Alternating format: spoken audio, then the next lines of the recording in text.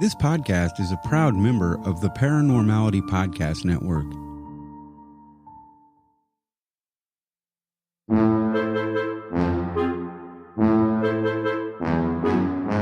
Then why don't we do this? Why don't we take the research we've done and then you do background on orbs and then we can do like ball lightning versus orbs? Because then that covers the supernatural and then it tells the clarification between the two things. I think orbs is a big... Or do you want to just scrap the whole thing? Orbs is a very big one. Like orbs, I think we can really get into because orbs could be... In fact, one of the explanations for orbs might be that it's ball lightning misinterpreted as an orb. But maybe I approached this in the wrong way and I separated ball lightning and orbs from each other. Because there's the ufologists who believe that orbs are an alien race. That they're like their own thing. Yeah, what do they call them? They're like a being that doesn't have a body. Like a, what do you call that? Amorphous. Like something, yeah, like something like that.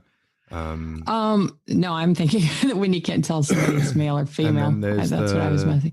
That's androgynous, isn't it? Yeah, then that's not what I mean. Amorphous? Is that what is that? Am I making They're like ethereal beings. They're like... Oh, ethereal. Something oh, I was right. Amorphous, without a clearly defined shape or form. Yeah. Thank you very much, brain. Amorphous.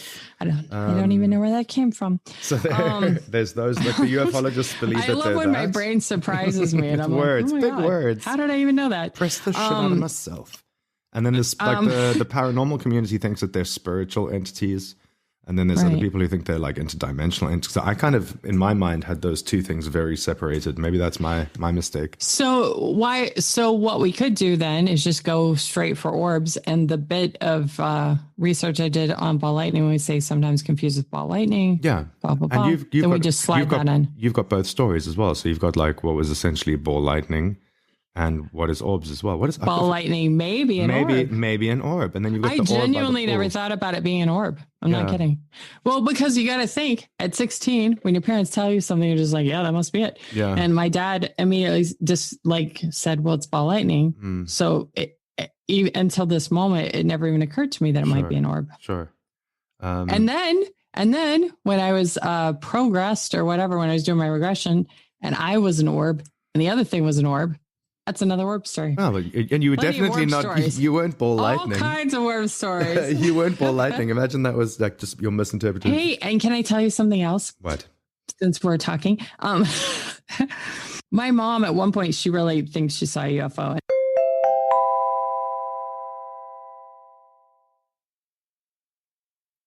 We have a favor to ask of our listeners. If you're enjoying listening to the Xander and Stone podcast, do us a solid and tell your friends, family, even your frenemies about the Xander and Stone Science and Supernatural podcast.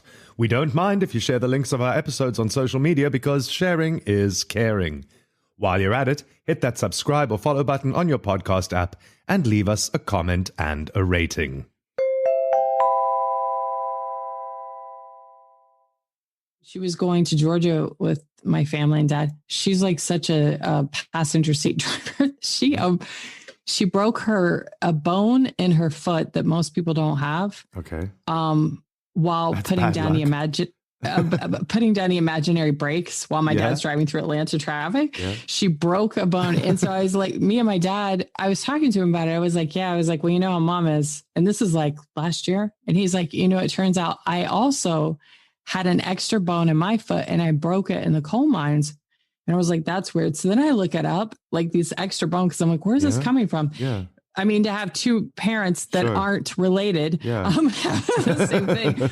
And it showed up on these lists of like proof you've been abducted by aliens. No shit. No kidding. And I was like, the fact that both of them, and we lived out in the middle of nowhere, and then there's the ball light. There's so many like different little things. I was like, have you had your foot checked out to see if you've got the bone then? I haven't, but I'm really curious. I told Rachel, I said, I want to go to the hospital and just pretend I have a foot problem so they'll give me the scan and then go. Maybe that's enough. Maybe if you just went to the hospital and be like, doctor, like I think there's an extra bone in my foot or something weird. Like, is it possible? Could you? Is it possible? Sorry, I'm reaching for my foot. but I just thought that was so, because he'd made such fun of her for having the extra bone in her foot, like she was defective, and then he ended up having the same thing. That's weird. Bizarre. I've never heard of that. Is it like an extra what do they call them? Metatarsals, like one of the long ones type of thing, or? I should ask more questions. Yeah. I don't know. Freaky foot. My mom told me. I just honestly didn't grasp onto it. It was like one of those, like, yeah, you broke a bone in your foot and you just let it go. Sure. But then once my dad said, I was like, yeah, now it's interesting. And that they both broke them. Yeah. Even more interesting. Yeah. And that's common too with the whole UFO thing, is that you end up having an injury with this extra bone, which is really bizarre. Yeah. Anyway, and just throwing that out there. You wouldn't even have the injury if you didn't have the extra bone type of thing. Exactly. How weird is that? So, okay. Well, I vote for orbs then, because I don't want to do a whole science episode. It wouldn't make any sense. Yeah. I mean, like there was very little, like I said, the only thing I could find that was in any way alluded to mysticism in any shape or form was people not understanding it up until now. That it's ball lightning and not. Yeah. You know, I'm going to have to learn more about orbs, but now I'm kind of suspicious because some of the things in here, I was like, well, that wasn't my experience. I actually thought that when I was going through the science, I was like, well, that wasn't mine. I mean, people do say it comes through windows, and mine came through the window. Yeah. But that's one of the things that I found like really odd about the way that it behaves is it uses existing portals. You know what I mean? Like it goes through the door, it goes through the window, it does a lift. Like that's, I don't know. I mean, like that shows more orbish, though, right? Shows a level of intelligence, like a consciousness. Like I'm going to go out the door instead. And the fact that I felt scanned, and then I look it up, and like judged. Other people felt like judged or scanned. I love the fact that you felt judged by it. Like it can't. Since when does weather phenomenon judge? Like, you know what I mean? Like, yeah, but you know, I didn't even think about it till I was trying to explain it, and I was like, it's kind of weird because I kind of felt like it was judging me. Like I couldn't move. I know like that. When you say judging, standing. Do you mean like it was like scanning your body, or do you mean it was like, or you mean it was like making assumptions about your personality? Like this girl looks like a bitch, or like no. What do you mean when you say judge? See, that would have been funny on the podcast. No, I do not like what you're wearing. Those shoes, that jacket, no. That would have been the perfect thing to say. No, I specifically told Sean, I said, I felt like it was like scanning me. I said, and I was like processing it. And I was like, because in my mind, I'm like, well, scanning, you think of like a red thing of zzz, like scanning. And I was like, not like scanning, not like there was a line or anything, but just like being judged. Observed, and I really hadn't. Being observed. I had genuinely, because my dad dismissed it. So, and then I called my dad and I was like, Dad, I was just looking up about ball lightning. I said, do you remember? He's like, yeah. And I said, why didn't you tell me it's a big deal? He's like, well, I don't want to freak you out. I mean, he literally rolled back over in bed. So I thought like, okay, no big deal. Apparently normal lightning thing. Just shows up in our house now. And that's okay. But it does like, it seems to like, there's definitely this crossover or this link between, and you know, like I said, in my mind, I had them separated as two different things. But the more you think about it, the more there does seem to be like some sort of a link there. Like, so the different reports that I've read, like of people recounting it, there was one where it was like an air hostess in a plane 30,000 feet in the air, and the ball lightning and all the people on the plane saw it. It entered the plane and made a hole where it came in through the plane, which is obviously not good. And then it followed her down the aisle. Like it didn't go over. It was judging her. It was judging her ass. But it followed her down the aisle, and when she stopped, like I think she was trying to get away from it, understandably. Right, like sure. She was like hustling down the aisle, probably with her drinks tray. And then when she got to the end, like, and she stopped, it stopped, and then it went at an angle and exited the plane and made another hole. To me, that's supernatural. That's like that's something thinking. That is consciousness, right? I mean, like, right. And the fact that it went down the middle of the aisle rather than like over the heads of people or something, it's like, and it, you know, and it didn't just dart through one hole out the other. Yeah, I mean, it is. That's weird. It's weird. So there's got to be. I don't know if we need to like try and find a way to separate what people talk about as ball lightning from what people talk about as orbs.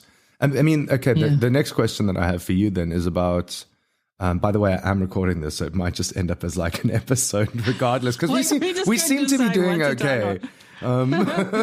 But you have that photograph of orbs by your pool, right? Remember like the one that you sent to the ladies from I Did Not Sign Up for This podcast?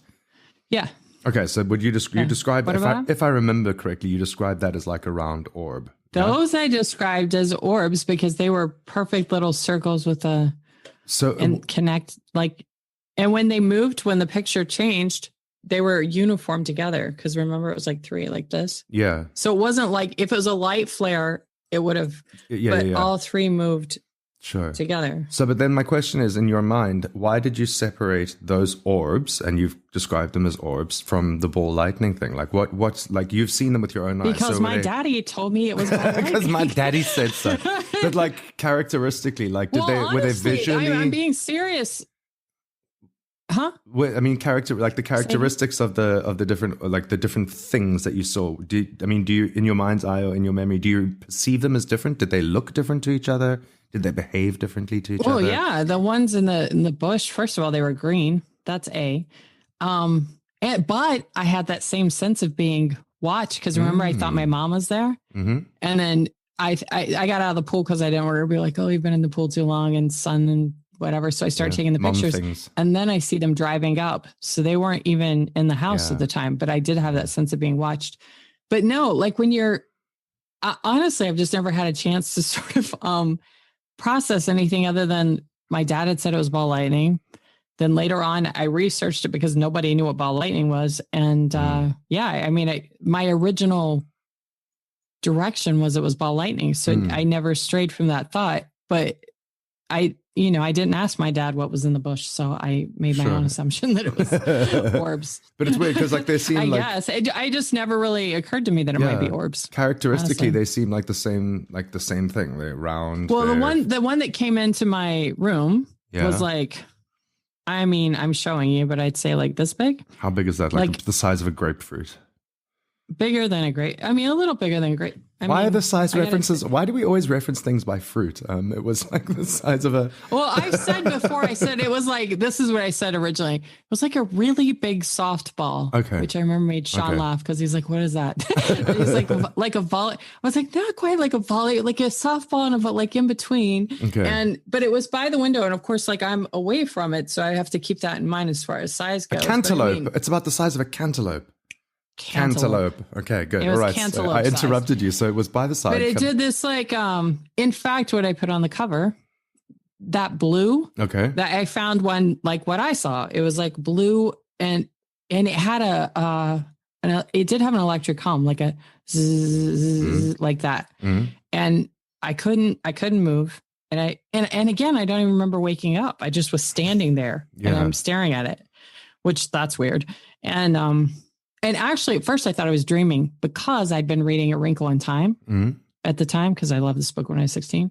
And then I was like, I remember processing like, no, I'm totally awake. Like, and I'm just staring at this thing, and I was getting ready to say it was staring back at me, but that's what it felt like. Like it was actually, I don't know any other word. It was like judging me.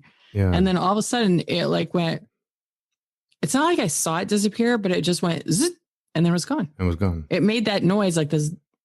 So that part lends itself to maybe it was ball lightning because of the, I don't know. Yeah. I don't know if orbs make sounds, but there was a sound. So many questions. So wait, hang on. I'm going to go all the way back to that. So like all the way back to the beginning, you woke up already standing and looking at it. So like you weren't conscious until I don't know how to describe this. You were already, you had been sleeping, eyes closed in bed. I had been sleeping. And your next conscious memory is standing up and already looking at... Staring at it. And it's fucking weird. Staring at me. That is fucking weird. I know. Because if you're already standing and staring at it... Now can it be supernatural? It's so supernatural. Like, but it definitely is. That is... I'm just getting creeped out at the idea of like a 16-year-old you going from asleep to fully standing and staring, eyes open, looking at this... entity orb lightning phenomenon thing in your room, eyes already open. That is bizarre. And let me describe my room. Yes. Because I'm going to draw pictures while you describe, so I got to get it sense. Okay, go. Because we lived in the middle of nowhere, like nowhere, like no North Carolina, nowhere. No city water. Okay. We had well water. I've heard of this place. It's called Buttfuck Nowhere. Yeah. Yeah. You go to the end of the world, you turn left. That's where I was raised. Okay. And so we didn't have curtains because we, because it was only us. Okay. And so my bedroom had bay windows. You know what bay windows are? Yeah. I don't know if that's an American thing or an everywhere thing. Yeah. Bay windows. I've heard of these things called homes and bay windows before. Well, I didn't know, but you never know what's. Yeah. Shut up, Xander. But like the house is built on a hill, and what I loved about my room, aside from getting to pick the carpet, which was cotton candy, I call it cotton candy. It was like purple and pink and blue. Anyway, was that when I woke up, it was like you're in the clouds. A lot of times there was fog and stuff. Yeah. And so it felt like I was waking up in heaven. That was always my so the thing is, there was no curtains, no obstruction, and these bay windows, and this thing's on the inside of these 3 windows, like on the inside. Crazy. And like, I mean, how far in distance away from you? Like, if you were to reach out, were you able to touch it type of distance? Or no, I would have said like, I'm bad at dimensions, but I would say like 10 feet, 8 feet, 10 feet. It was more than a person. Like if a person was laying down, I couldn't have reached it. Okay. Maybe. Okay, I'd have to think. Like the length of 1.5 of me lying down, basically, because I'm 6 foot, so 6, 7, 8. Like I'd say 8. Okay, feet. Like about me and a bit, me and a mini me away from you. You and a mini you away from this thing. Me and a fucking midget. But it's not like it could touch me or I could have touched it. But and it's weird because I wasn't like terrified. I think I was shocked and sort of in awe of what was happening. I wasn't like scared. Yeah. Like, I wasn't like crying, like, please let me go or anything like that. It was just this really weird experience. The part that honestly, and then my dad made me like after he said, "Oh, my friend saw it in the Navy," because there was there's another report. My dad says it's Ball Lightning, and I was like, okay. And so then I went back to sleep and literally didn't think that much about it until my son was 16 playing football. So that span, and then trying to explain it to people, and then realizing like nobody knows about Ball Lightning because. It's not like something we grew up talking about. Like it really never came up. Sure. Because my dad had made it so like normal when he was explaining. He was like, "Oh yeah, it's Ball Lightning." Why did the conversation come up with your son? Just because he had metal in his helmet and you were worried about his, or did something happen at one of the ball games or? Yeah, I was sitting next to my ex-husband. Yeah. And I said, I can't believe they're making them play ball in the rain with the lightning striking. Sure. And my ex-husband, the attorney who likes to fight with me, said, it isn't lightning. That's parents taking pictures with flash, which is hilarious because I'm an idiot, right? And so I can't tell the difference between weather phenomenons coming from the sky. Exactly. And like fucking Karen over there with her flash and her camera. Exactly. Stupid Karen. Stop flashing your camera. It's freaking me out. Karen. There's no lightning. It's just flash from cameras. So I start taking pictures to illustrate the lightning that I'm seeing. And when I did, it was definitely a flare from the camera off one of the, the big stadium lights. Yeah. And I said, "Oh, look, this looks like Ball Lightning" to him. And he was like, "What's Ball Lightning?" And I was so proud of myself for knowing something he didn't know because he knows everything. Yeah. And then when I went ex-husbands. Exactly. And when I went to tell my boyfriend, he also didn't know. Thus the research, because I was like, wait a minute. It's that moment where you're like, I'm not crazy. Like I didn't make this up. This is a thing that happens. Yeah. And I thought it was more normal again, because my dad was so blasé about it. The part of that, all of this, the part that freaks me out the most is thinking of a 16-year-old you going from fully asleep to standing up, looking like awake, eyes open, looking at this thing floating in your room. To me, that the unknown time between that lying down, sleeping you, and standing up, looking at you. So many questions. So many questions that I don't think you'll be able to answer. I may have disappeared for 7 hours. We don't know exactly. Like we don't know how long had you been standing there for. That's a good point. What had happened? I know when I was aware, but I don't know how long I'd been standing there. Exactly, and what happened in that time that you were standing and looking at, and who knows, you might have been interacting with, or maybe it was, judging you or scanning you or assessing you or whatever for a good 45 minutes. Bringing you back, right? Giving you messages. Like we just don't know. Like, and that's the part that freaks me out about that story the most. Like, Well, wow. And then if you tie it to the regression I had, where the third life. Oh my God! Yes. And it was it was blue ball. It was a blue ball. Now I have tied those two together. Like, it's weird that I saw a blue ball and I was a blue ball. Yeah. That's odd. So many blue ball jokes right now. And Shiro had said during the interview that that some people think that those are alien beings, or that they're transport for alien beings. Yeah. So that the whole ball, blue ball could be its own transport for an entire race, for instance. Yeah. Like all just in that little, huddled in that little ball over there. It could be, for all we know, it could be an entire cosmos. It could be like, we don't know relative size of things. It's the Men in Black when he throws out the marbles. Yes. At the very end. Yeah. I cracked myself up. You did. You're choking yourself out there. That's crazy. So there's definitely got to be a connection there between ball lightning and orbs, and one either being explained, like orbs either being explained as a weather phenomenon that is ball lightning. Because, like we said, I feel like we should do this episode. I feel like we've got enough to fill an hour. What do you think? Do you want to do it? Should we do it? Let's just try. We can just wing it. Okay. All right. Do we know enough about orbs? I think we know generally enough about orbs. You know enough about orbs. I think you do too. You've at least had experiences about orbs. Isn't it funny? Because you asked me, like, what did you ask me? And you said, oh, I started talking to my mom about that. And I still haven't researched the way I should have. And I was describing the soldiers in my dream. I said, because Xander pointed out, why haven't you investigated something that happened with somebody being stabbed by the river? And I was like, these things happen, and then you just accept them. That I don't. You just accept them as part of your normal existence, which is a little bit fucking questionable. I'll be honest. Is it? Yeah, it's like, Totes was stabbed by a soldier by the river. Whatever. What's for lunch? Regression. Whatever. I actually went and Googled it. So I was trying to find, but I wasn't like, I don't know all the details the way that you know the details. So I went and Googled. What was it? I forget. What was the time frame that you said that it happened in? I would have said colonial times. So that's the word I used. My mom was very suspicious it wasn't even America. She was like, because when she was like in Ireland and stuff, she said she had such a familiarity there. She goes, are you sure it's America? And I was like, I don't know. I think I think I might have entered USA as one of the parameters when I did the research, but I think I put in colonial. I definitely put in the thing about children dying under the floorboards of a house. I put in the keywords for like traitor. And like traitor family killed, children hiding under floorboards, house burnt down. You've children already dead. Done more than I've done. I did, but it came out. It didn't come up with anything that I was like, okay, that's like hugely familiar. But I also don't know the details the way that you would know the details. But their pants were black, and my mom said in America their pants would have been white or cream colored.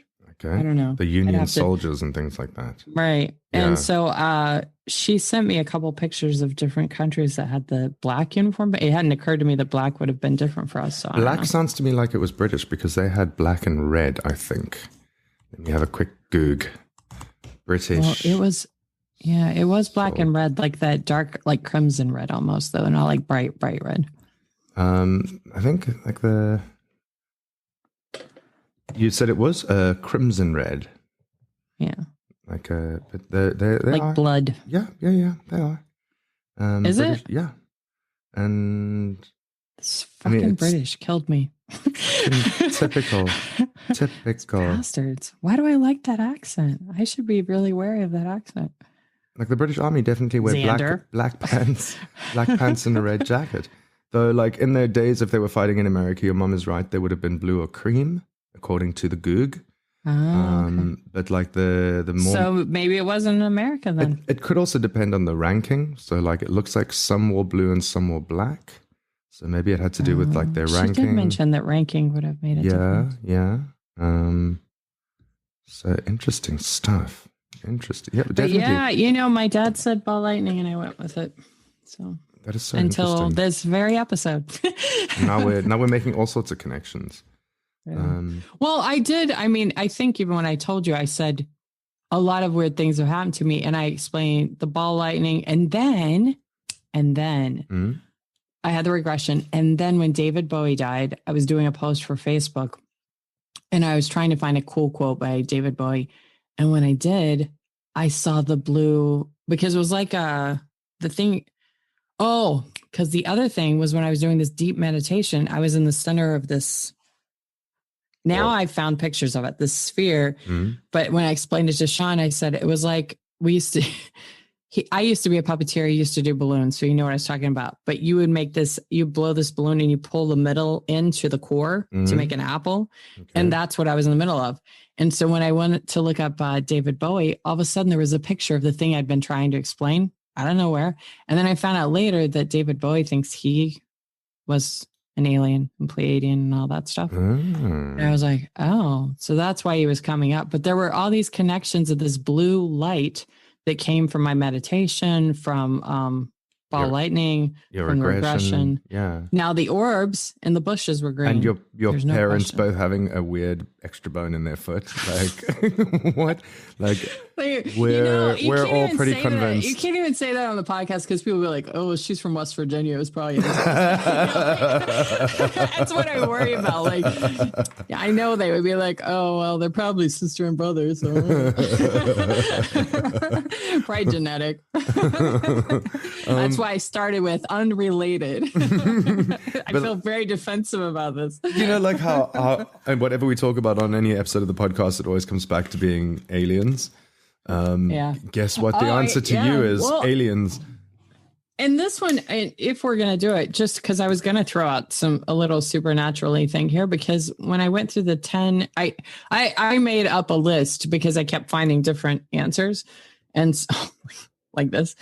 But my number 4 is many black holes created during the Big Bang. That's a weird one, right? Okay. And then alien presence was actually one on the list. And then vaporized ground material. You know what? Here's the thing. Even if it's science, first of all, it's weird. Yeah. And it's still unexplained. They can't reproduce it entirely the way it should be. And for a long time, they thought people were just out of their mind and they just made this crap up, you know? Sure. Clouds of chart. Oh, my favorite. What was the, here it goes.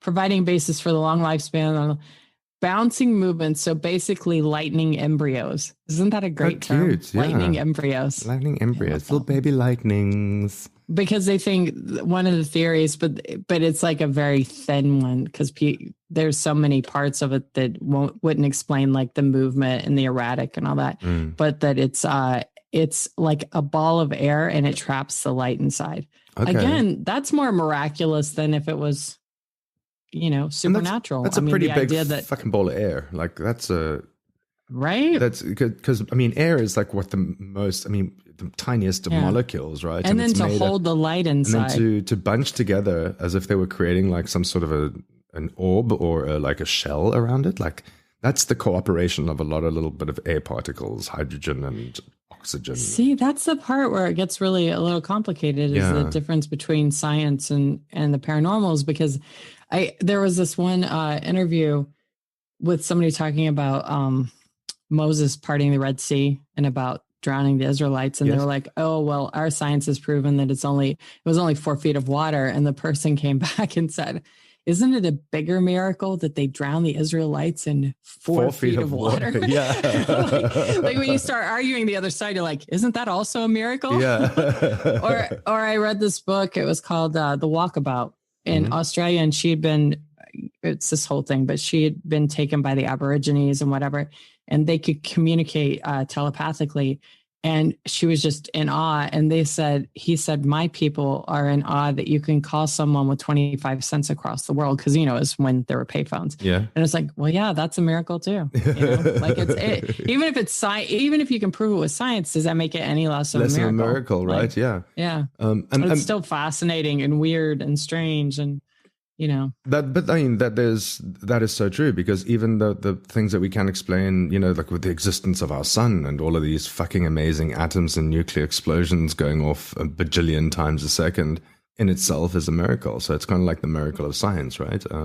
Yeah. And then, just because and too, I know he's on the bad list right now, but C.K. Lewis, who said he was talking about somebody complaining in the airplane because they didn't have Wi-Fi. And he's like, we're in a chair with how many feet below us? flying through the air, like basically F and N grades. It's we're flying right now, and you're complaining about Wi-Fi. But you do have to like look around and go, the fact that you and I are talking and you're in China and we're recording a podcast. Miracle. Yeah. It's stuff I can't explain at all. To me, I don't know how the light switch works, honestly. So, well, we can thank Tesla for his AC/DC currents, his alternating currents on that one. Can. My dad can explain it. He wasn't electrician. No, that wasn't Tesla. It was somebody else. Tesla's the guy who came. Fuck it. I'm not even going to get into that. It wasn't Tesla's the one they stole it from. It was Edison who did but Tesla's the one they stole it from. Edison did the light bulb. Right. But the switch. You're saying for the AC/DC. Yeah, the switch, the alternating current that made electricity more efficient and less dangerous. Anyway. I think that was AC/DC, the rock band. It was AC/DC, the rock.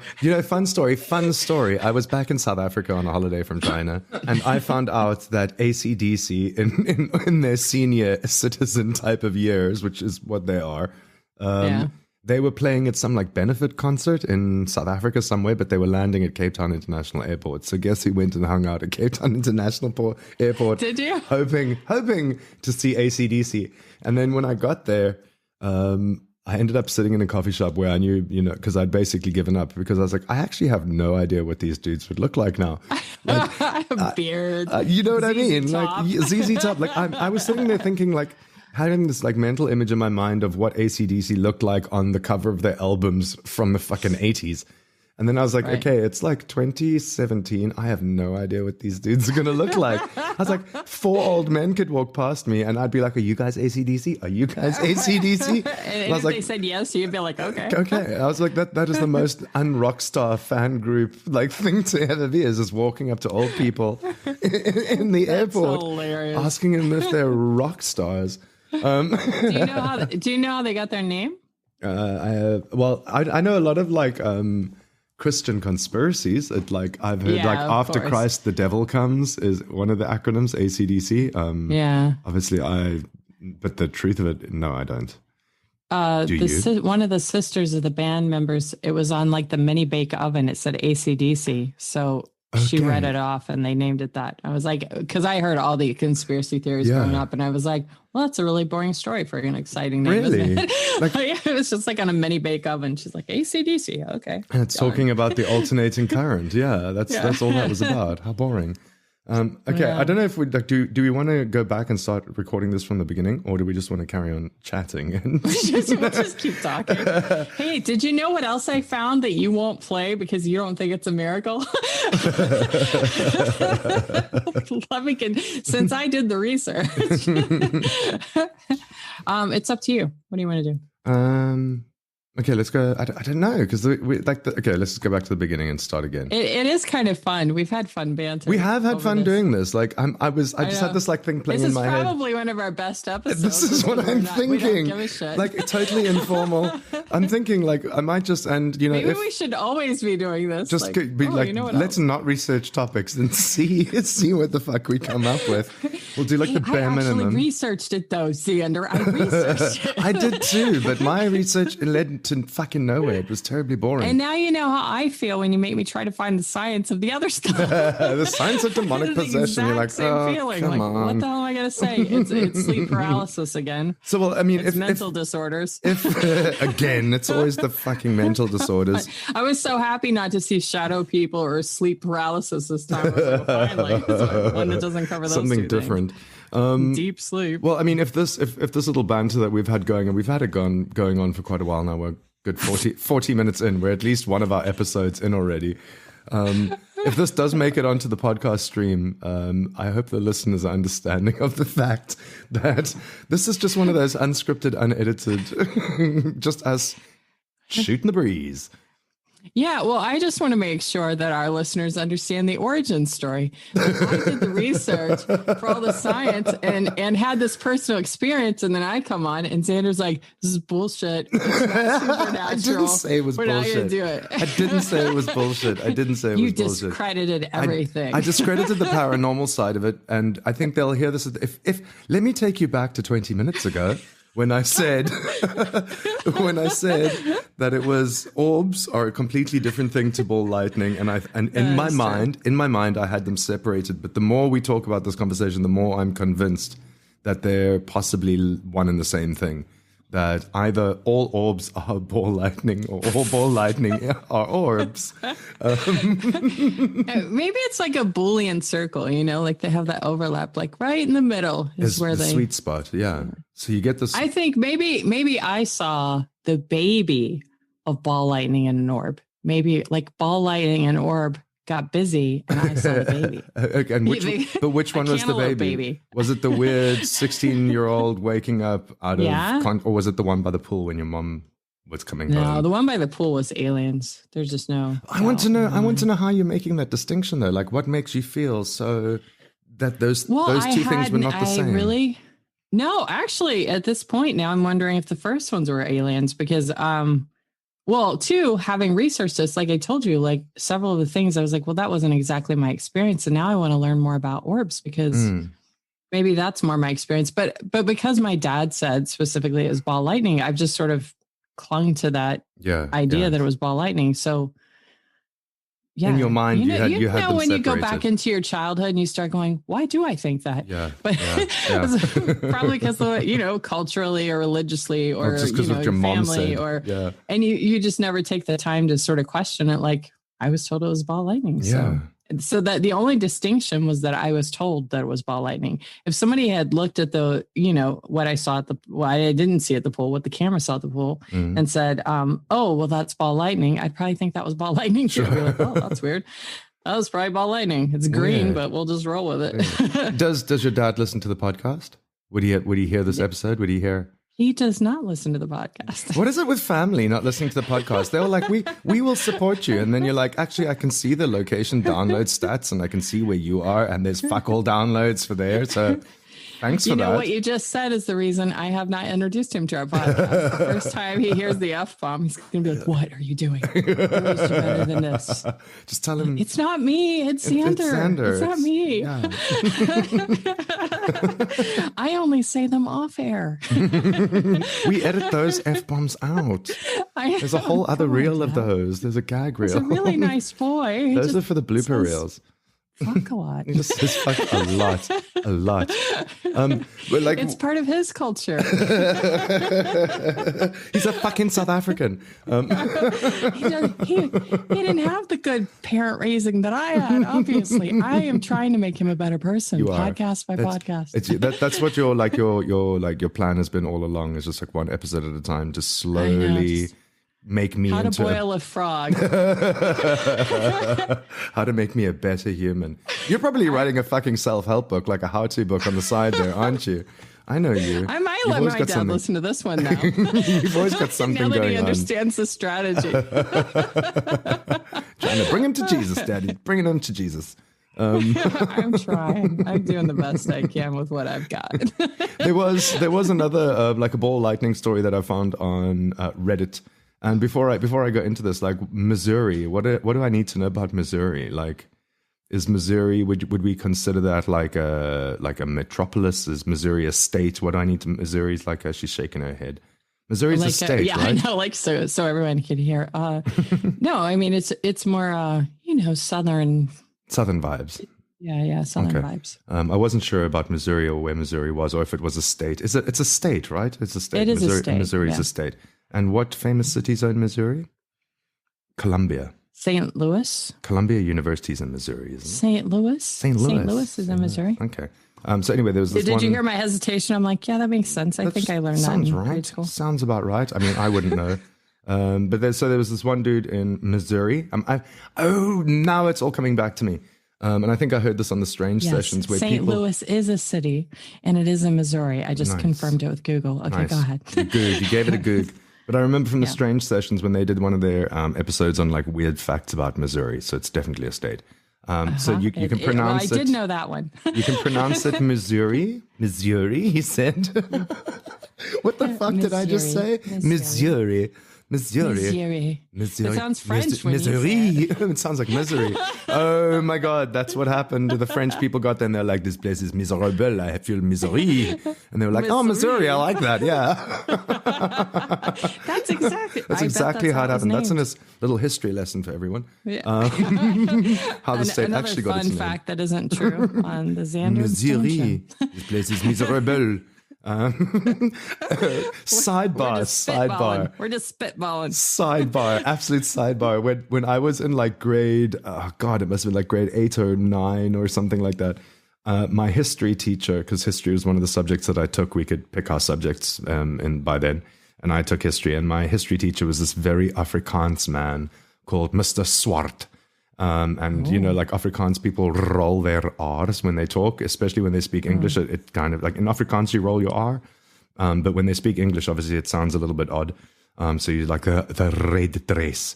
Anyway. Nice. But he was, I can't even remember what the history lesson was about because everything else I've ever learned from him was overshadowed by this singular moment when he said, this past weekend, my wife and I went to the theater and we watched Les Miserables. And I was just like, no. That sounds like That's awesome. Sounds like a play about disgruntled lesbians, the Les Miserables. But is that not what it's about? It is. That is the subplot. That is the basic subplot. It's like the underlying theme, but you have to really be familiar with dramatic works to just be able to even pick up on that. It's very subtle. Pull out the subtle the layers. extrapolations. Yeah. Anyway, so back to this Missouri, or as I was trying. God. Wow, we've had a lot of sidebars. We're like 3 sidebars in now. This feels like our first episode. It does. which has the highest number of downloads, so maybe it's a theme we should stick to. But maybe. So on the Strange Sessions, when they did the Missouri weird facts, strange things in Missouri, they called it Missouri, or you can also say it as Missouri. Even though it's blatantly spelled with an I at the end. I'm not Missouri. So there's this dude on Reddit, and he said he saw Ball Lightning in Missouri, and it says something. I went on a canoe trip with my brother and my grandpa in 2005. It was a three-day trip down the Current River in Missouri. It started raining late afternoon on our last full day, so we pulled into a gravel bed on the side of a 200-foot rock and set up camp for the night. It's a really bad place to set up a camp on the side of a 200-foot rock. Sounds dangerous. We had flipped our canoe earlier that day, so everything was soaked, and we were exhausted from swimming upstream. There's everything about this. You should not go canoeing in a river. You're sleeping on the side of a rock. You had to swim upstream. We were exhausted from swimming upstream all day. Get back in the canoe, you fucking idiot. Trying to get everything swimming upstream anyway. Wasn't tied. Why? Yeah, exactly. Wait, none of this makes sense, actually. This in the first paragraph, this entire story has lost credibility. Because he says, we flipped the canoe earlier that day, so we were soaked and we were exhausted from swimming upstream to get everything that wasn't tied down. Wouldn't things float downstream, not upstream? Yeah, credibility gone. Out the window. We had been canoeing all day for 2 days solid at this point, so we went to bed pretty early on the side of a 200-foot rock. Right. I woke up in the middle of the night. It had stopped raining. Whew, I didn't think it. Anyway, we woke up in the middle of the night. It had stopped raining and saw a ball of light about the size of a car headlight, so 9 to 12 inches, floating above our tent, moving at about 5.5 meters a second and flickering around at 0.5 hertz. How can you be that specific about? After you swam upstream, Swimming, we were exhausted from swimming upstream. Couldn't figure out that you shouldn't swim upstream and that things float downstream. So if you just stayed where you are, they would have come to you. Just wait it out, man. But then he was like, I calculate that flickering to be at about 0.5 hertz. Busting out his soggy calculator. Imagine a lightning bug level of flickering on and off, but the size of a car headlight. I was incredibly tired, so it passed over the tent, and I ignored it and fell back asleep. I woke up to the same thing sometime later, but this time I got out of the tent and saw hundreds of these balls floating toward the rock wall. Something tells me they fell off the rock during the night and he hit his head or something. And hundreds more stuck to the side of the wall, still pulsing, all at the same frequency but out of sync. Thought to myself, that's odd. That's what he wrote. That is a little odd. I thought to myself, that's odd. But I was so tired, I didn't think anything of it and just went back to sleep. Okay, so they're sleeping. A lot of this story doesn't add up to me. There was drugs. Yes. Woke up the next morning and found out my brother and my grandpa had seen the same thing all at different points in the night. We asked the person working at the canoe rental about how to use canoes. No, about it, and they looked at us like we were crazy. So we never really told anybody about it. It was a year later when I saw an article on the Hesdalen lights and realized that this is a well-known recorded phenomena. What I have never seen, though, is references to more than one or two of these balls at a time. I've never seen anything with literally hundreds of balls floating on the side of a river rock wall. You should go to like a gay canoe weekend. That is odd. You'll see as many. 100 of them. Go to like a nudist colony gay weekend getaway and there's balls floating everywhere. I'm a skeptic. I know it's not paranormal supernatural, but I want to know what it is. My current theory is I believe that it was abandoned. Okay, so this is interesting. He believes, because this guy's super clever, he figures out the hertz of the flickering, so we know he's got his... he's a man of science. He's a man of science. And all men of science are probably pretty shit at canoeing. But I believe that there's an abandoned sulfur mine in the area, and somehow these sulfur deposits are creating an electric charge that was then attracted to something on the rock wall, ? I don't know why I felt the need to speak out the punctuation, ? Just found this community and thought I'd see if anybody had any experience or anything like that. Well, there is a stench of sulfur that comes from the ball lightning. I read this too. And hold, please. We interrupt your regular programming to bring you one quick reminder. Our big goal, to end off 2020 with a nice big positive bang, is to get onto the Podcast Magazine Top 50 Podcasts. And to do that, we need your help. The awesome part is that it's the votes from listeners that will get us there. So your vote really, really counts. All you have to do is click the link in the show notes below and vote for Xander and Stone Podcast, hosted by Xander and Stone, and hit send. Super simple. Show notes, click the link, write Xander with an X, Xander and Stone Podcast, hosted by Xander and Stone, and hit send. It would mean so much to us, even just to make it onto that list. And we really need your votes. So be awesome and vote for Xander and Stone.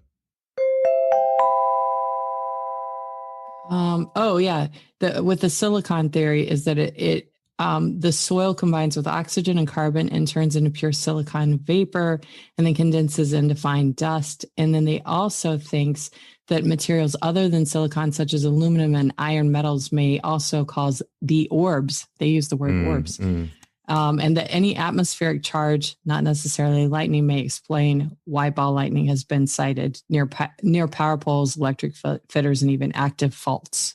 Okay, faults. And I mean, faults, that's a lot of activity going on underground. He said as he rubbed his hands together to emphasize the word faults. Faults, because that creates a lot of kinetic, a release of kinetic energy, which would have things like static and electric charge and all of those sorts of things as well. So maybe he wasn't on drugs. Maybe he's just really tired. Maybe he's swimming upstream. Swimming upstream with his canoe, yeah. I'd be tired swimming upstream. My biggest question give him a little is, credit on that one. Why didn't they just get back in the canoe? I just don't understand that part. I really don't understand that. So many questions. So many questions, none of them related to the ball lightning.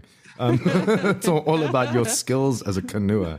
I don't know very much about canoeing, but I know that if it tips over, you flip it back over and get back in again. And you tip all the water out. It's just, I don't know, maybe I'm too logical thinking.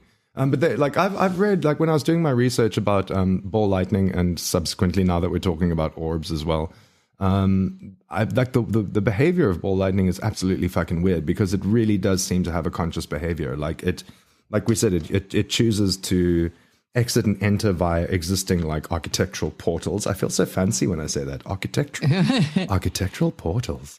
Does feel fancy. Or you could just say doors and windows, Xander. That would be fine too. But it seems to I like your way. I can't even say it properly now. Architectural say it with me. Architectural portals. It's very sexy. Portals. It's very. That's what I'm going to refer to them from now. Somebody's knocking on the architectural portal. Or the door. Or the door. Either way. Could you just fucking say door? But they do really, like, they really seem to behave with like some level of consciousness, because they exit and enter, like we said, through the doors and the windows, or they specifically follow people around. And there's very few accounts. They do exist, and there are accounts of people who have actually come into physical contact with them. But a lot of the reports seem to say that they stop just short of actually physically touching somebody and then dissipate, or, you know, fuck off in another direction or something like that. And there was one, I'm just like madly scrolling through Magog here to quickly find it. And it's one by an air hostess. Oh, I told you the air hostess one already at the beginning. Yeah. But where is it? Here we go. In January 1984, Ball Lightning, measuring about 4 inches in diameter, entered a Russian passenger craft, and according to the Russian news, flew above the heads of the stunned passengers. In the tail section of the airliner, it divided into 2 glowing crescents, which then joined together again and left the plane almost noiselessly. Noiselessly? Is that a word? Almost noiselessly. Almost noiselessly. It's very difficult. Noiselessly. Left the plane almost noiselessly. Missouri. Or noiselessly. The Ball Lightning left... Missouri. The Ball Lightning left 2 holes in the plane. That's weird, right? That is weird. That is weird. That's strange. It's almost mystical. And almost supernatural. Kind of paranormally. Almost paranormal. This is the episode that almost wasn't. Almost wasn't. Shouldn't have been, but it is. Maybe we should. I'm definitely we're gonna do very, very minimal editing on this, just to get out things like my coughing or your coughing or anything like the anecdote that you told about your mom that she doesn't want out there. So we'll edit that out. We'll edit that out. This part that I'm saying now might stay in. So just let the listeners know that you missed out on a really good story about her mom. Mom, I'm sorry. Mom, I told him in confidence. It was a secret. Does your mom listen to the podcast? My mom does listen. Yay! Thank you for supporting us, and I'm sorry for. I promise I won't tell anybody the story. I promise I won't tell anybody the story. I do keep some secrets, Mom. Not very many. Just not from Xander. Now I will. Yeah, now I will. Now you will. Lesson learned. What were we saying? What were we talking about? I completely lost my train of thought there. The episode that isn't? Yeah, okay. The episode that shouldn't have been, but probably will be. It almost wasn't. The one that might never make it. Xander thought it was stupid. I didn't think it was stupid. I just didn't, I hadn't made the connection. Like, what I was doing about Ball Lightning and Orbs is the same that you've been doing since you were 16, is not recognizing the fucking connection. So give me a break. That's true. That's fair. I didn't do it for like 2 days. You did it for like... my whole life. 24 years. 10 years. Yeah, 10. Hey, easy. Did you see me frantically doing math in my head going, that was far too high. That number was too high. God's sake. Damn it. Okay. So when I was doing the research that I'd done about Ball Lightning, the earliest account that I could find for Ball Lightning went back to something like, it was in the 1600s. I'll tell you the message in a second. In 1619. And of course, like record keeping wasn't terribly good back then. So the record that they do have is from this dude called Pierre. God, I'm going to slip into just a very offensive Spanish accent at some point in what I'm about to say. I love your offensive accent. But it was Pierre John Porcar.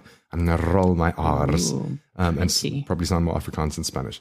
But it's this document entitled, and I actually had to edit out the Spanish one because I was like, there's no way I'm going to try and say that. So the English, this dude in Spain. There's one listener in Spain, and I would like to keep them. The manuscript's entitled "Things That Happened in the City and Kingdom of Valencia," and the document now is held in the Real Academia de la Historia, which is the Royal Academy of History in Madrid, in Spain. And it's this it's a diary. It's somebody's like, "Dear diary." How do you say "dear diary" in Spanish? Do you speak Spanish? Do you speak Spanish? Not enough to get through that. Mi amigo giornale. Muy bien. Muy bien. Mi amigo giornale. Muy bien. Muy caliente. Anyway, I was practicing this evening with my students. In fact, I was giving them all the words I know, and they were Spanish. very limited. In Spanish. I know like caliente is hot, and mi amigo, that's my friend. and jalapeno, because that's a pepper. And then anything related to food, like taco. Is taco actually even a Spanish word? Like, is that just... I'm suspicious it's Enchilada. And bibliothèque is library. And blanca basura is white trash. Okay. I won't say that I've been called that, but I know what it means. Okay. Yeah. I don't know. Caliente. Caliente is hot, right? Yeah. And then agua is water. Right? Yeah. What are we doing? I'm trying to talk about a Spanish ball lightning thing. We ended up talking. What is happening? I don't know. We may have gotten off track with this episode. Off the rails. Yeah. But so the report that I've got here that dates back to 1619. It's from a diary that covers a period of from the 1st of January, 1589. I love the fact that it's recorded as it's a diary that covers from the 1st of January 1589, because that was somebody's New Year's resolution.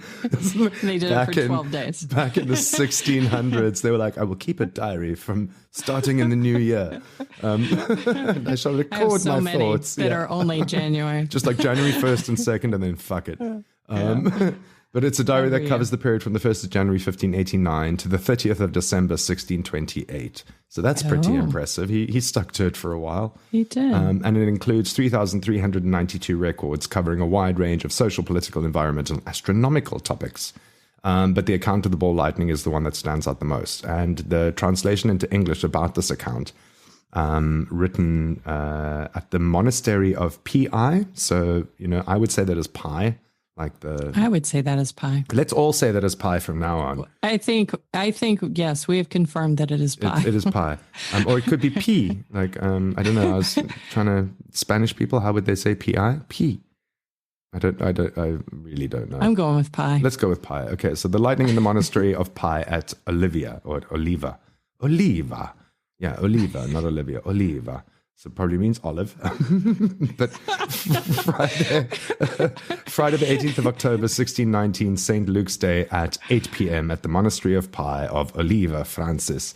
A bolt of lightning strikes the preacher's cell in the church. It crosses the wall and comes into the church, falling into the tabernacle, and it smudges the face of Our Lady of Pi, which is a statue, by the way, and burns off her ruff. I love that. Burns off her ruff. Because people still wore ruffs in those days. Ruffs, that weird fluffy collar thing that people wore around their neck. I was wondering. Burnt her ruff. Do you think it was just a euphemism for a cookery? So a diamond in a ruff was just a diamond. Oh, yeah. Thing. Sorry. No. Ruff, R-U-F. Do you think it burns her in the ruff? It smacked her in the vag or something? I don't know. If anyone out there is still listening, this is on you. It's your own fault for sticking around. It burns her in her ruff. To blame. The sentence only gets better. It burns her in the ruff and then goes down to the tabernacle. This is so fraught with innuendo. Thank God we didn't name it P. That's Pi.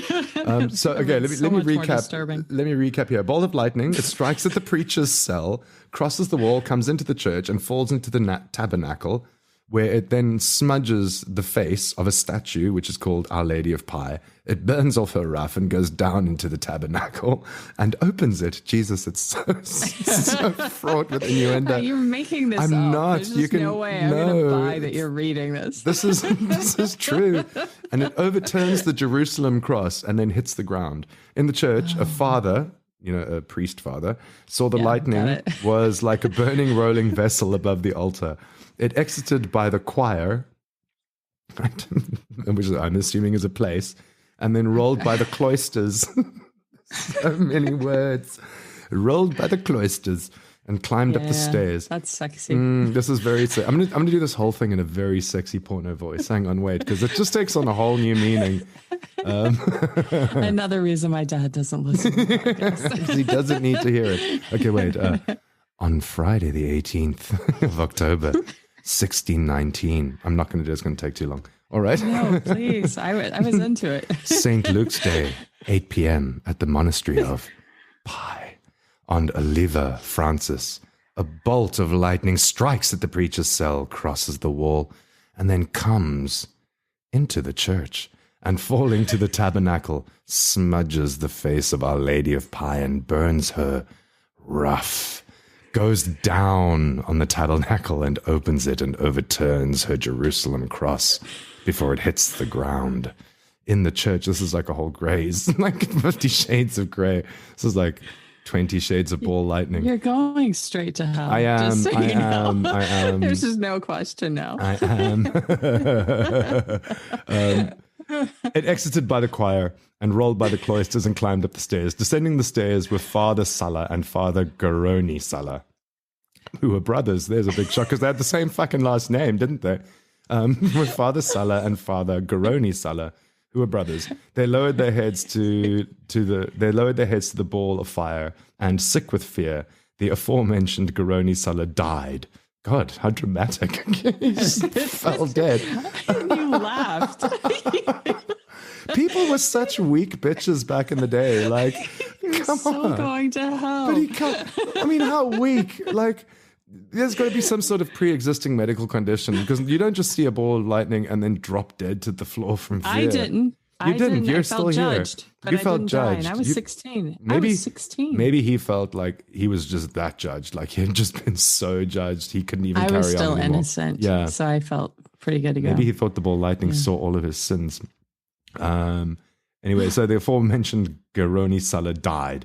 On the same night and time, Luis de Berguera and Gainer's son, Gainer, G-I-N-E-R, Gainer's son, see a scary glow. They look up and see in the sky a bar of fire as long as a spear and as wide as a hand that immediately vanished. As long as a spear and as wide as a hand.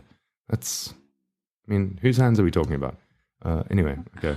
I feel like this bit might get edited out because that story got weird. That was just a weird fucking story. Anyway. I think it's intriguing. It's the story that at least I could find back when I was researching it the first time about this isn't the one where the church burns down though. No. But tell us that story, because this is just the one where the priest dies. And the lady's rough gets burned. I did the science. I don't have. Oh, I thought you had it written down. Okay. No. I mean, when What's I the first gist? was telling my ex-boyfriend about it, I found the story about this ball of lightning that whipped through the church and burned the church down. I think I do. I think it's on Wikipedia. Actually, it might be on Wikipedia Probably somewhere. because that's probably the extent of research that I did. Yeah, because Wikipedia is everything. Wikipedia said it must be true. It's got to be true. The truth is on Wikipedia. Hang on, let me have a look. It is often updated. It's the truth for today. That should be their tagline. Was it the one that happened in 1638? Yes. Okay, so this one is the Great Thunderstorm of Widecombe in the Moor, which is in the UK, in England. And one earlier account reports that the Great Thunderstorm at the church in Widecombe in the Moor, Widecombe in the Moor is the name, like one of those like Trenton upon Eve next to Biscuit or whatever it is. Like, those long names. In the rough that they've got at a church in Widecombe in Moor in Devon in England on the 21st of October in 1638. 4 people died and approximately 60 were injured when during a severe storm, an 8-foot, wow, that's big, 8-foot, 2.4 meter ball of fire was described as striking and entering the church, nearly destroying it. Large stones from the church walls were hurled onto the ground and through large wooden beams. The ball of fire allegedly smashed the pews and many windows and filled the church with a foul, sulphurous odor, dark, thick smoke. The ball of fire reportedly divided into 2 segments, one exiting through a window by smashing it open, the other disappearing somewhere inside the church. Because of the fire and the sulfur smell, contemporaries explained the ball of fire as, quote unquote, the devil, or as the quote unquote flames of hell. Later, some blamed the entire incident on 2 people. Imagine being those 2 people. It's you! But it was because they'd been playing cards. They'd been fucking playing while they were in church. They were playing cards in the pew during the sermon, thereby incurring God's wrath, because God doesn't like you to play rummy when you're in church. You must focus on God. What were they doing playing cards in church? I don't know. I think it was their fault. It was their fault. I would also blame So them. obviously their fault. Definitely. But yes, I mean, like all the people died because of, it seems all the, but all the people died. All the people died. But it wasn't, they weren't hit by the actual ball of fire or the ball of lightning. They were killed from all the stones and things that fell after the church got struck by this ball of lightning or the lightning itself. Yeah. So it wasn't from them being frightened of being judged. No, because by the time the 1600s came around, people had a bit more fucking gumption, and they didn't just drop dead at the sight of something. Lord and me, what was that? Die and dead and end scene. Just crazy. And then there's also another one. Aleister Crowley. Aleister Crowley has also seen ball lightning, and witnessing it, what he referred to as a globular. So many weird words attached. Globular. What a great word. Globular. He referred to every day this week. Yeah, we must for everything, in every situation. Work the word globular. Word of the week. Globular. Happy Thanksgiving. Globular mashed potatoes. It's not a good way to describe your mashed potatoes. It's accurate for mine. Oh dear. But he referred to it as globular electricity during a thunderstorm on Lake Pasquaney in New Hampshire in the United States. I don't know if I've said that right. Pasquaney, Pasquaney. That's exactly right. That's probably right. In New Hampshire, in the United States, in 1916, he was sheltered in a small cottage when he, in his own words, said. No, and then it starts with an ellipsis in the last fucking word in the sentence. Dot, dot, dot. Dot, dot, dot. Noticed. You gotta be dramatic. Said. Dot, dot, dot. Noticed what I can only describe as calm amazement that a dazzling globe of electric fire, apparently between 6 and 12 inches, 15 to 30 centimeters in diameter, was stationary about 6 inches or 15 centimeters below. Who the fuck are all these people coming out with rulers and I couldn't even decide if it was 6 foot or 10 foot away from me. This guy's drowning in a river and his canoe's rolling away and he's like, it was 5 hertz. And now Aleister Crowley's busting out the measuring tape. But he said... Mine was a cantaloupe. We eventually arrived. We were like softball, bigger than a grapefruit, not quite a basketball, fucking cantaloupe. Probably a cantaloupe. But like a medium-sized. It's really dumb medium, that's my description. Like a modestly sized cantaloupe, not a cantaloupe that's full of itself. You know what I mean? Like... I hate the cantaloupes that are full of themselves. Like pompous arrogant cantaloupes. Yeah, arrogant fucking fruit. Nothing worse than arrogant bit of fruit. So anyway, nothing worse. Aleister Crowley says that it was between 6 to 12 inches in diameter and stationary about 6 inches below and to the right of his right knee. As I looked at it, it exploded with a sharp report, quite impossible to confuse with the continuous turmoil of lightning, thunder, and hail, or that of the lashed water and smashed wood, which was creating pandemonium outside the cottage. I felt a very slight shock in the middle of my right hand, which was closer to the globe than any other part of my body. But he says the same thing that you said about that slight, like, electric kind of sound, that, like, bzzzt, and then it was gone. Same thing. You and Aleister have something in common. Ball Lightning. We're back at the beginning. We are back at the beginning. This is Ball Lightning. But again, you know, and they do say that Ball Lightning is not to be confused with St. Elmo's Fire. Do not confuse it with St. Elmo's Fire. The people at Wikipedia will come and reprimand you. But St. Elmo's Fire is a weather phenomenon in which luminous plasma is created by a corona discharge. Not to be confused with the virus. Not to be confused with the virus. We were both on the same train on that one. No. Again, we must just remind the listeners that this episode is very unscripted and we're pretty much just winging it as we're going along. But for what it's worth, this is what it always sounds like before you edit it. Before I edit. So by the time this goes on, it's going to be this like beautifully well polished, you know, everybody sounds like they know what they're talking about. This is all the outtake stuff we usually cut. Maybe that's what we could call this episode. Ball Lightning and outtakes. I think it's the episode that shouldn't have been. But it's going to be. It's like our Thanksgiving gift to everybody out there is us just slowly descending into madness on this episode. It's you know, and it's 1 a.m. and I taught for 10 hours before we started. There we go. It's a good release. It's a good release. You're on form. I needed this. And then one of the other things I've got about ball lightning was an occurrence where it happened in India. And now I'm again just frantically trying to find where I had read about that. And it, of course, you probably read about it in India. Possibly was. It was in a pamphlet outside a curry shop while I was waiting for my order. I knew it. Let me just do a quick find India.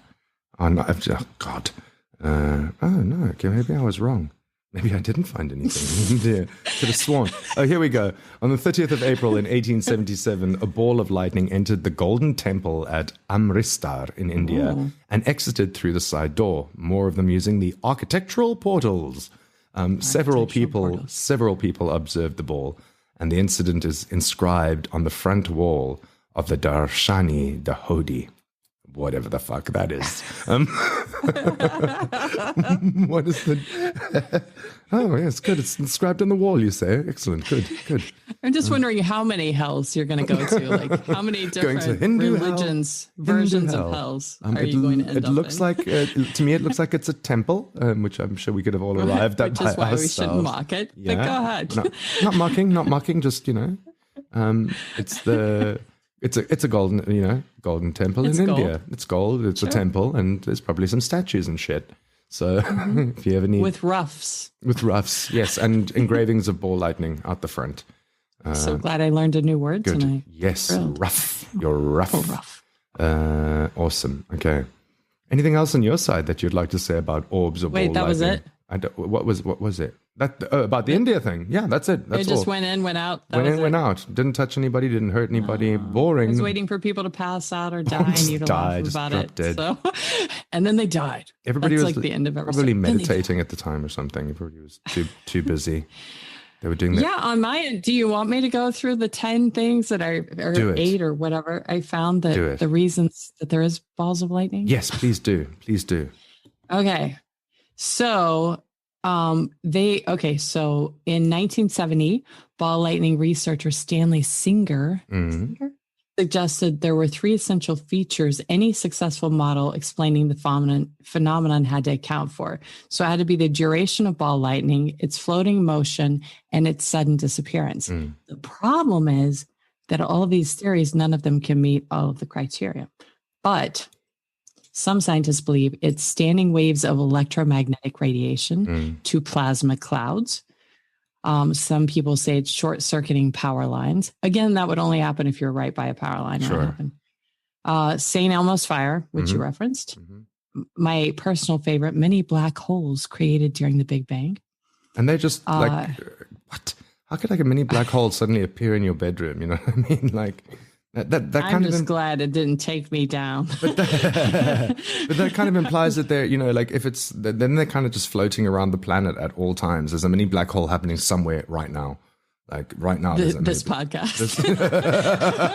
This episode. Mini black holes. Getting bigger as time passes. Sucking. It's like a sucking, not a gravity, but a sucking energy. Okay, some scientists even think it could be an alien presence, believe it or not. The University of Canterbury engineer John Abrahamson suggested it could be glowing air, could be the result of vaporized ground material being pushed up by a shock wave of air. Clouds of charging repulsing ions collecting on an insulator, such as a glass sheet. So I guess that's when it comes through the window, right? And then that's the one with the lifespan when it's drifting and bouncing, that it becomes a lightning embryo. I love the sound of that. A lightning embryo. I just love the idea of lightning embryos. But the most popular current theory proposed by John Abrahamson, again, from New Zealand, suggests that ball lightning is a result of a chemical reaction of silicon particles burning in the air. And when lightning strikes the ground, silicon, and we talked about this before, it combines with oxygen and carbon and then turns into pure silicon vapor. And then the other suggestions by science, not shadow people, not sleep paralysis, but urban mythology, drugs, Of course. Drugs. And mental disorders. Those always have to make the list, I think. I think mental disorders is going to be an explanation that no matter what we talk about in the paranormal context, you can just be like, maybe they had a mental disorder. Right. You know what I mean? We just say, maybe it was aliens. Maybe it was aliens, yeah. But, you know, it's like even with all these fancy big words like ions and plasma clouds and, things that the scientists say, that you can't explain how they seem to move with conscious intention, they can't meet and they can't reproduce it. They can reproduce something similar, but not the exact same thing, and so that's why they can't. And interestingly, National Geographic said, and this is a big span, so it's an interesting statistic, that it is estimated that between 1 in 30 and 1 in 150 people around the world believe they have seen balls of lightning. Wow. But to go from 30 to 150, I was like, that's a pretty big range. So, as far as one in 30 to 150 people in the world. No, 1 in 30. Okay, let me do it again. It's estimated that between 1 in 30 and 1 in 150. Okay. So, but 30 and 150. That's still an awful lot of people. That's a lot of people. That's what I thought. It was a very high, but National Geographic is pretty reputable. Right? Yeah, but that's an awful lot of people because there's a lot. There's like 7 bajillion people on the planet or something. Well, there's only 2 of us here, and I saw. We haven't seen. Yeah. So that's 50%. 50% of the people on this podcast have seen ball lightning twice. I need to get a hold of National Geographic and tell them. Yeah. How many people update your statistics? How many people? I'm googling. How many people are on? It did seem like Earth? A really large number to me. It does seem like because there's 7.594. Because I personally know no one that's seen it, and I know many people who have looked at me like I'm a nut job. So, or they've seen it, but they don't want to talk about it because. Well, maybe I'm just more open.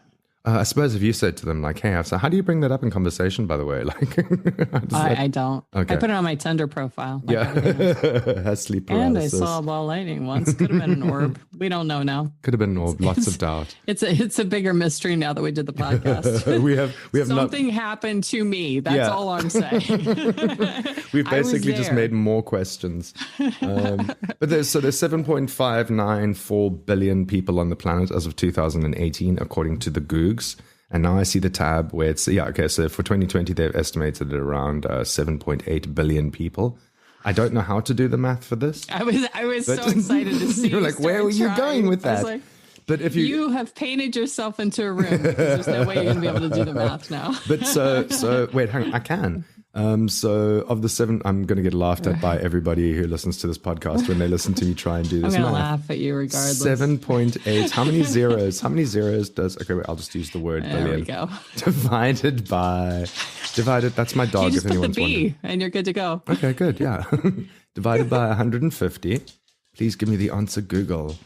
It's 52 million. So 7.8 billion divided by 150, they're saying one every 150 people has seen it, gives you 52 million. So that sounds kind of mathish, right, to me.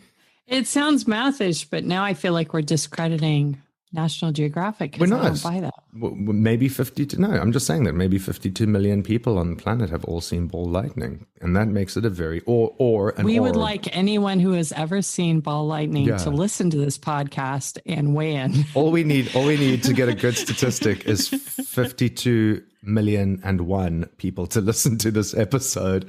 If out of all of them, one of them should say, "I have not seen ball lightning," and we'll. Because now we have a statistic that we can give back to National Geographic and say you need to update your crap. So to our one listener out there, if you could please find 52 million friends and get them to listen to the podcast.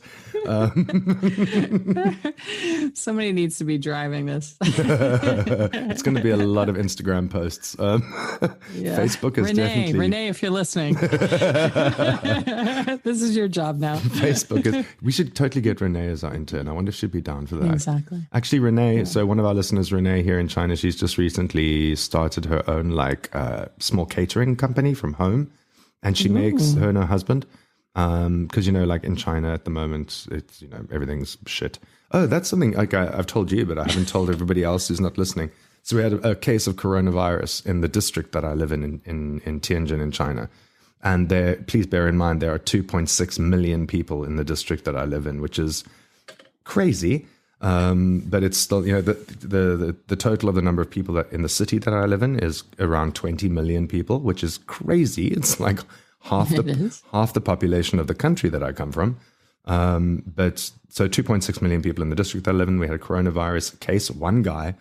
And of course, that one dude on the day that they found out that he had coronavirus had the busiest day of his fucking life. And he'd gone to just every location in the district. Like he'd been to like 8 different shopping malls, 20 different markets. Like he'd just been fucking everywhere, man, because they track all of these things with this like QR scanning code.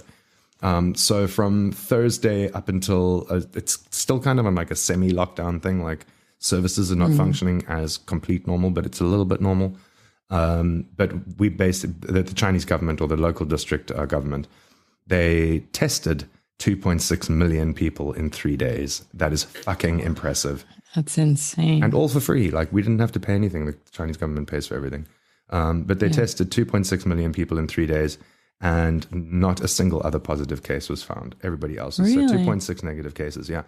But like I was like a little bit on edge for a couple of days, even though I know that I cannot have coronavirus because I haven't had human contact since like the last 8 months. I have just not gone outside.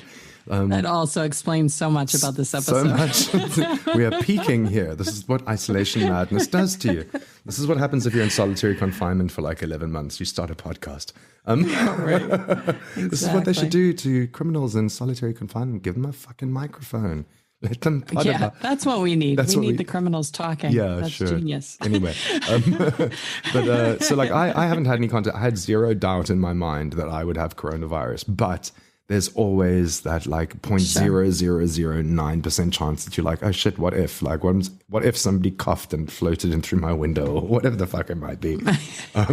Which is, Ball lightning. Ball lightning brought the virus. And of course it couldn't happen. But so I was, minor, low key, very low key. Okay, maybe what if type of thing. But then I went and did the test on Saturday. And after 2 days, they hadn't sent any results out. And we've got this social media group for the building that I live in, and all the people who live in this building, all the Chinese people and foreigners, we're all in the same group where they coordinated the testing for our building. And somebody put in there like, I'm really stressed out. When are they going to give the results? And one person just had the best answer that shut all of us up. They were like, if you had tested positive, they would have fetched you by now. And I was like, oh shit, good point. I was like, you wouldn't be asking 3 days later about it. You'd be in a government facility right now. Yep, and after extracted. Exactly. After that, the entire conversation just went silent. And it's now been like, 4 or 5 days since I've done the test. And the people in the white suits have not come to fetch me yet. So that's good. Yeah. But even the people in the white suits won't come to your door. They won't. Just leave him there. Get anyone to come to your door. Leave him where he is. But I mean, not the aliens, not the cults, not the people in the white not the suits. Coronavirus emergency response team. Like, just no one.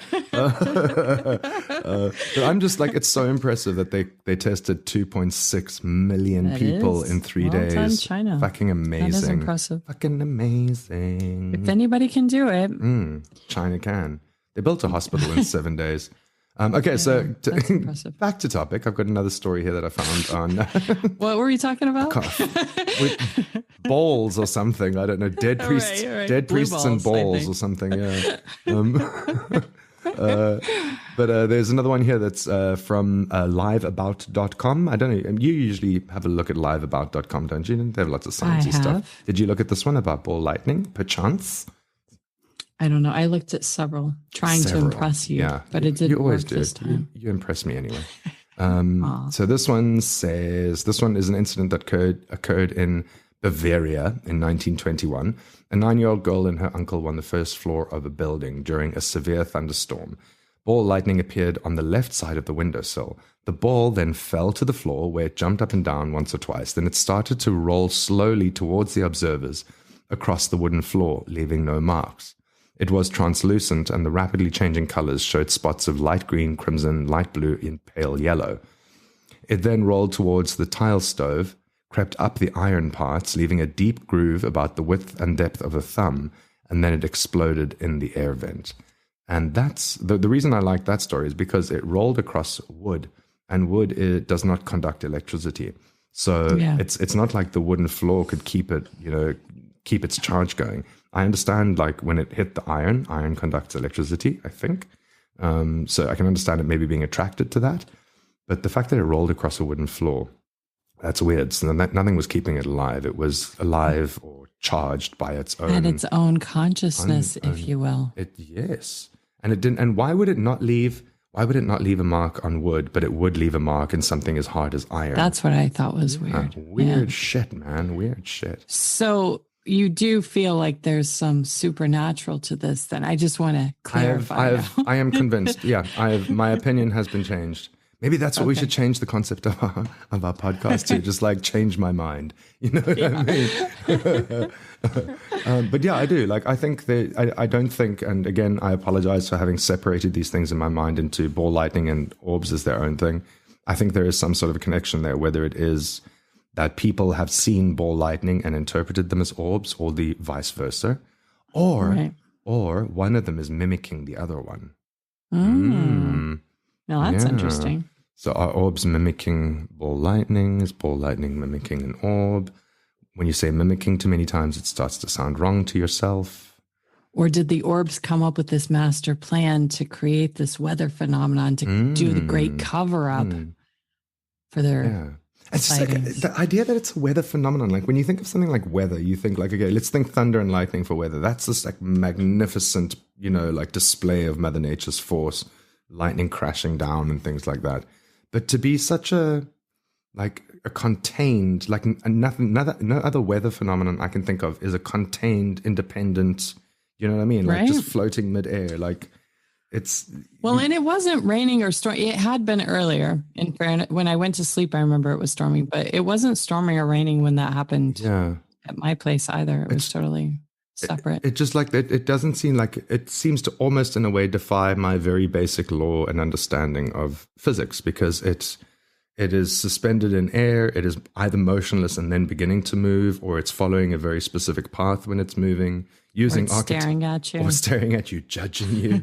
But it just seems to in a way defy like natural order or natural like physics. Anything heavier than air is going to fall to the floor because of gravity. So like a charged, a charged particle or something like that is going to become, I don't know, but like a charged particle or something like that, it's going to have more density and weight as matter than just the air molecules. So it should go, gravity should apply. It should apply, right? Right. And if you think it's something like even just like normal lightning, it's reaching its grounding point. That's, it'll strike, number one, strike the highest object.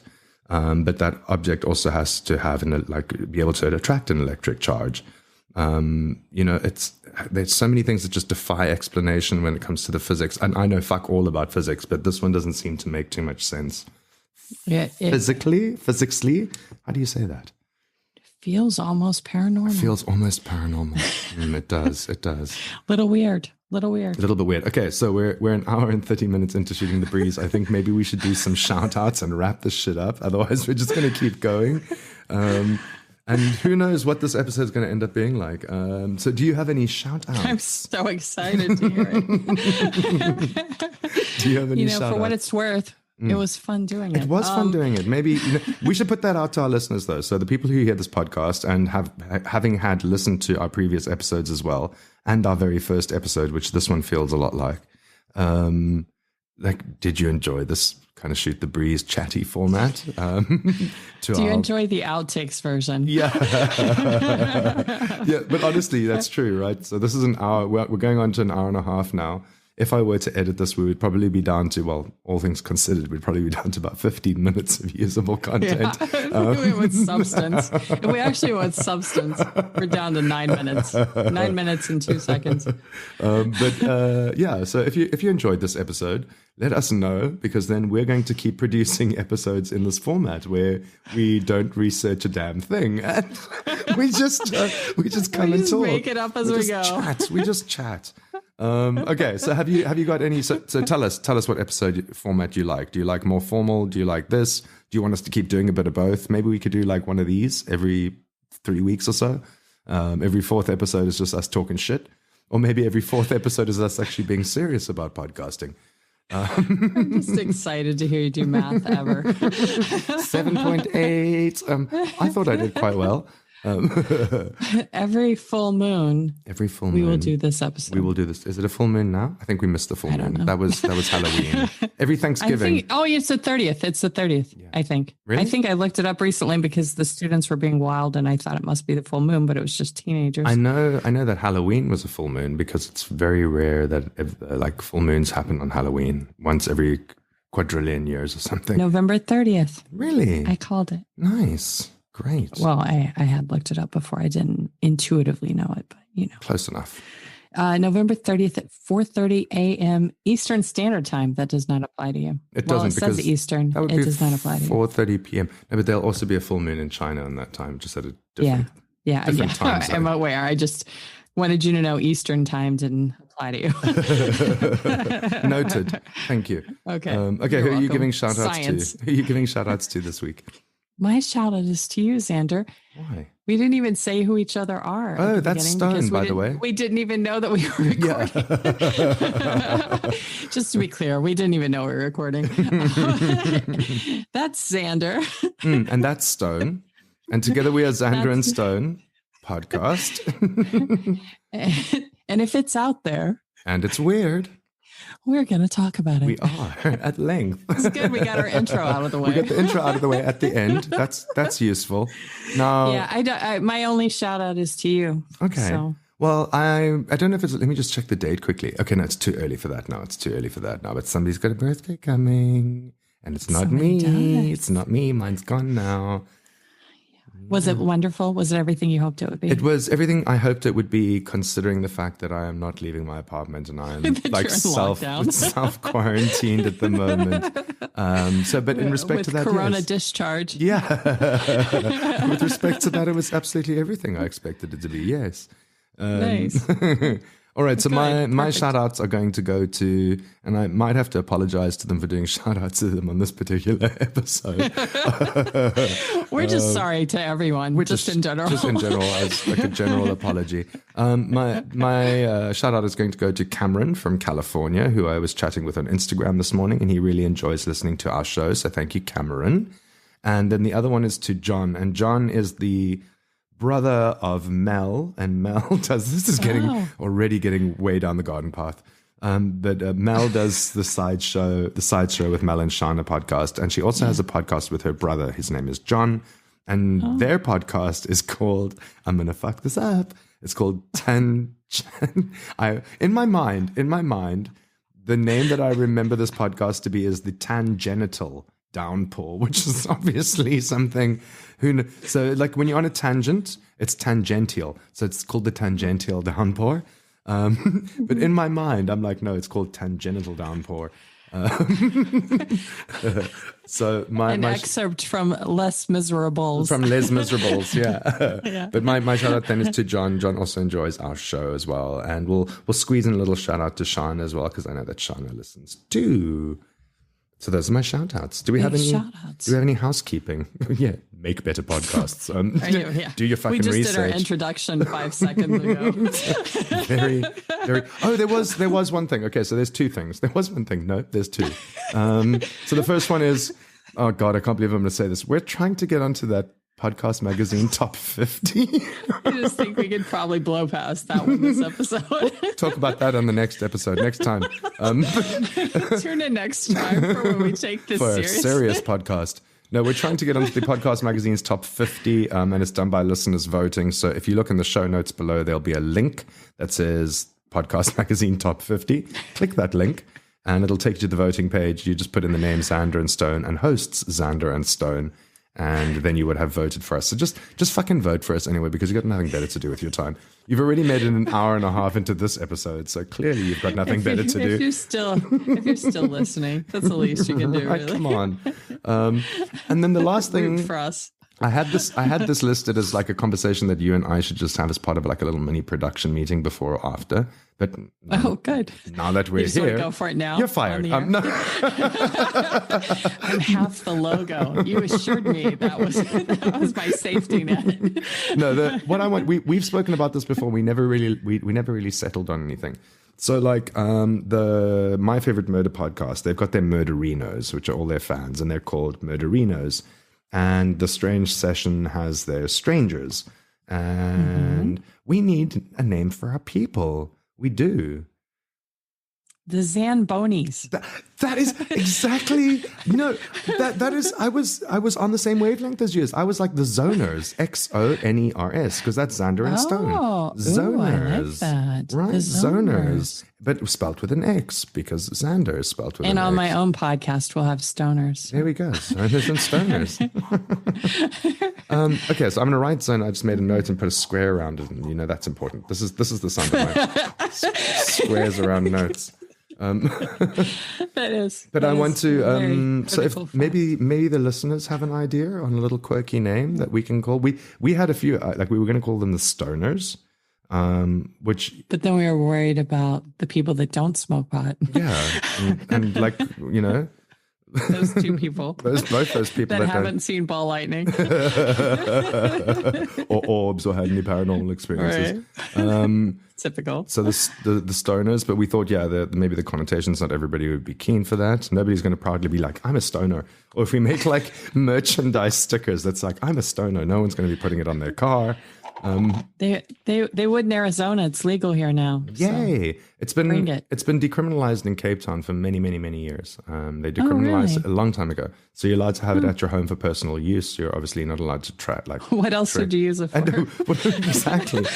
Professional use. Come on, people, get it together. But you're not allowed to like carry it around or smoke it in public or anything like that. No, I got it. I was teasing. So we had the Stoners. Thank you for mansplaining. I mansplained it. I mansplained it. Mansplaining. And then so we toyed around with Stoners, but we kind of didn't really come up with too many other good ones. But I like Zoners, the Zoners. I like Zoners. Zoners. Fuck it, you're all called the Zoners. That's what you're called now. Yeah. Okay. Yeah, just kidding. You don't get a vote. The only thing you're voting for is us for the top 50, but not for this. All right, Zoners. One vote this episode. One vote. You better make it count. It's done. Now we're just threatening them. You are called the Zoners, and you'll fucking appreciate it. All right, so to all of the Zoners out there, don't forget to like and subscribe to our podcast. If you want to leave a review on any of the podcast, this episode is just going to shit. If you want to leave a review on any of the podcast apps, please go ahead and do that. We accept 5 stars. And you can write a positive. If you're going to leave any of your negative stuff, send us to us. Send it directly to us. Yeah, Apple doesn't want to be bothered with that. Somebody hears about it. Apple, they don't want to be bothered by that stuff. Get it to the right people. You've got to take the right channels. If you have negative feedback or anything lower than a 4-star review, we'll take 4.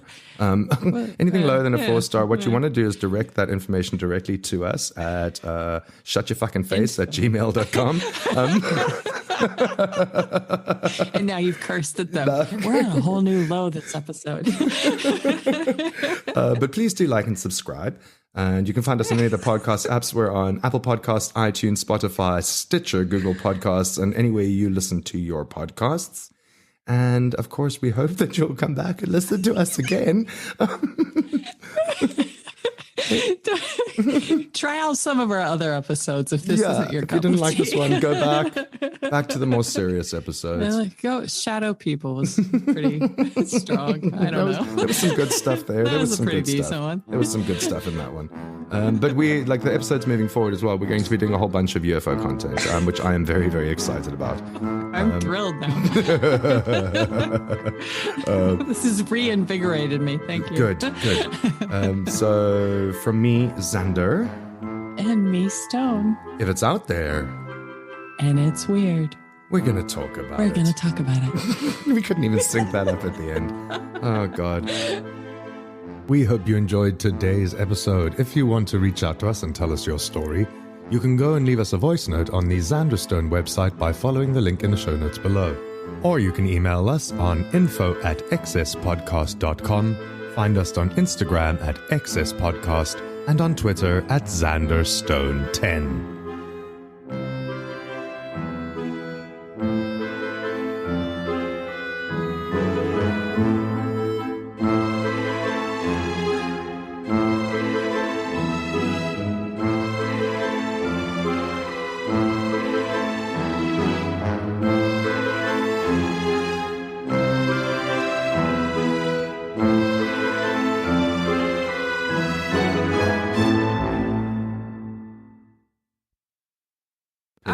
Banter is very healthy. Much more fun.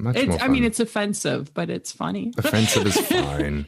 Offensive is fine. It's fine. My dad's not listening, so it's okay.